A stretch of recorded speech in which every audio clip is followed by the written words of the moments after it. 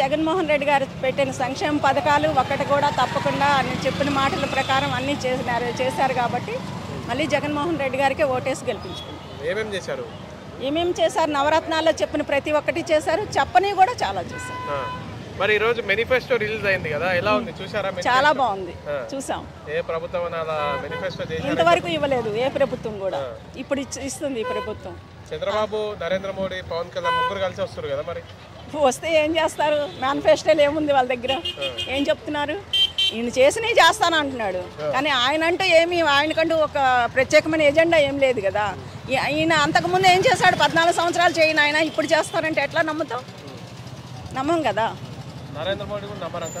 నరేంద్ర మోడీ గారిని ఇక్కడైతే రారు కదండి, ఆయన సెంట్రల్లో ఏదో ఆయన ఉనికిని కాపాడుకోవడం కోసం వాళ్ళతో జతగట్టారు అంతే, అంతకు మించి ఏం లేదు. ఇక్కడైతే ఆయన ఏం రాడు. అది లోకేష్ గారు గెలుస్తారు అని చెప్తున్నారు, మరి తృప్తి పడాలి కదా.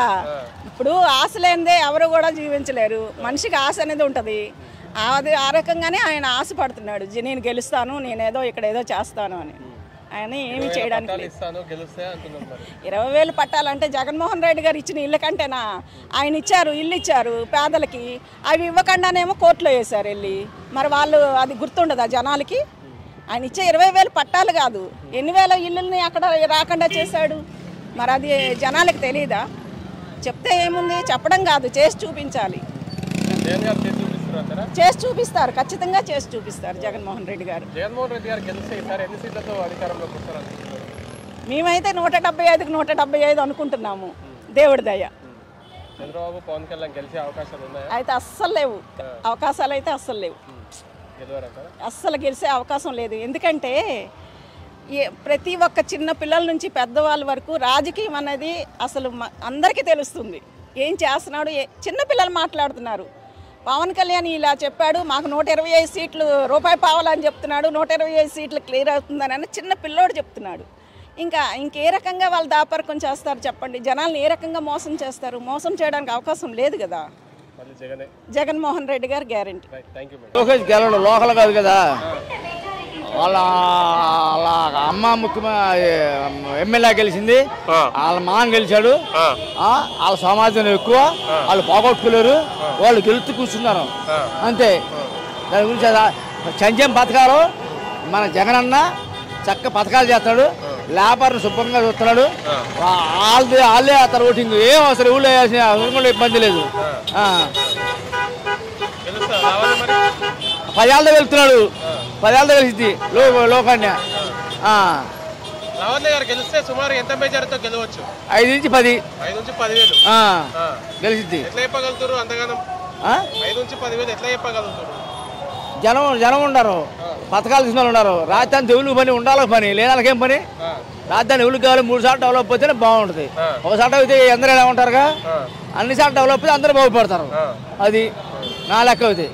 అందరూ 110 నుంచి 120 పక్కా వస్తాడు. 100 మంది కలిసి ఏముంది? 100 మంది కలిస్తే ఏం ఇబ్బంది ఉండదు. వాళ్ళు ఎంతమంది వస్తే ఇబ్బంది లేదు, దాని తప్పే ఉంది. పథకాలు అంతనే శుభ్రంగా వస్తున్నాయి, లేబర్ శుభ్రంగా మంచి చేసి చూస్తున్నాడు, పథకాలు వస్తున్నాయి, ఇబ్బంది లేదు.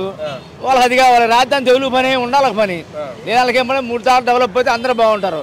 ఒకసారి డెవలప్ అయితే మనమే బాగుంటాంగా, ఎదురు బాగోవాలగా. అది అంతే, జగన్ సీఎం అసలు అవసరం గెలుచు కూర్చున్నాడు అంతే.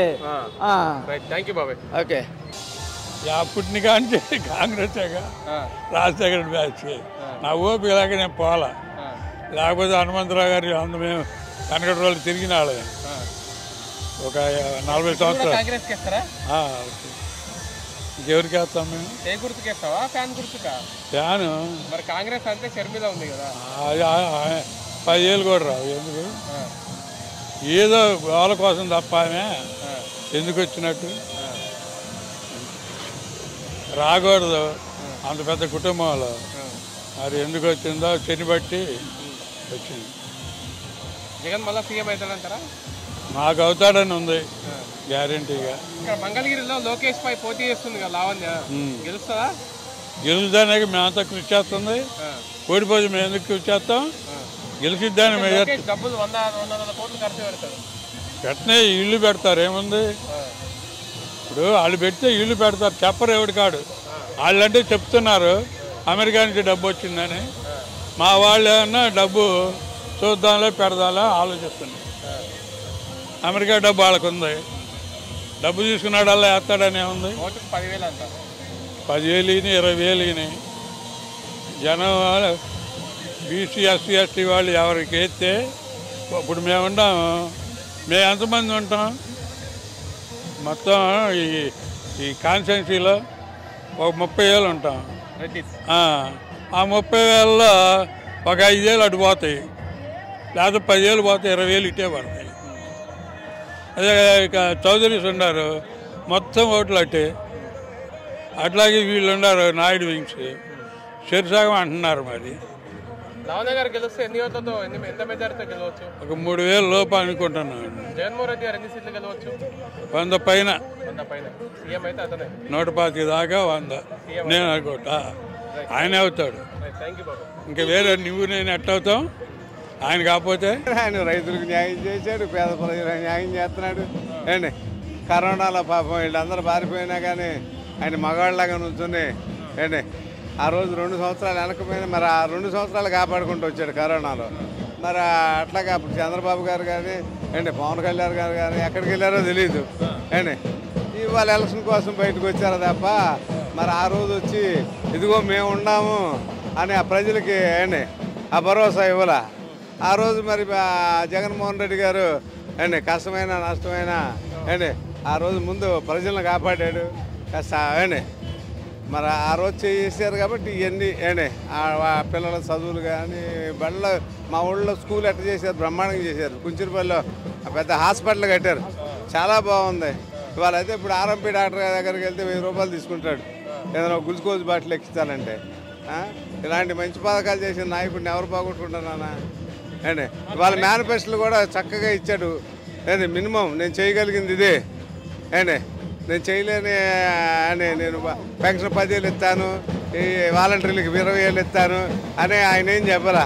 అప్పుడు ఉన్న దాంట్లో ఇదే నేను ఇవ్వగలిగింది, ఇదే నేను చేయగలిగినంతవరకే చెప్తాను అన్నాడు. మగసిరిలాగా చెప్పాడు. నరేంద్ర మోడీ, చంద్రబాబు, పవన్ కళ్యాణ్ ముగ్గురు వాళ్ళు ఓడిపోతారనే ఉద్దేశంతోనే ముగ్గురు కలిసింది.